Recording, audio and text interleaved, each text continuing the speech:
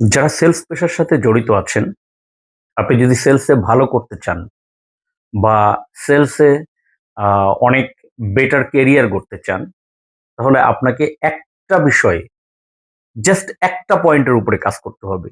আর সেটি হচ্ছে কাস্টমারের পেইন পয়েন্ট আপনাকে বুঝতে হবে।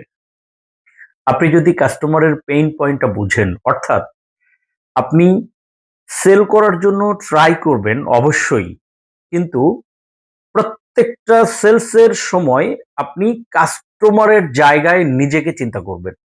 আপনি যদি কাস্টমারের জায়গায় নিজেকে চিন্তা করতে পারেন, তাহলে ওই কাস্টমার বা ওই কনজুমার কি বিষয় নিয়ে সে সলিউশন চাচ্ছে সেটা আপনি বুঝতে পারবেন। আর শুধুমাত্র সেলস নয়, আপনি যদি সলিউশন ক্রিয়েট করতে পারেন, তাহলেই আপনি পৃথিবী বিখ্যাত সেলসম্যান হতে পারবেন।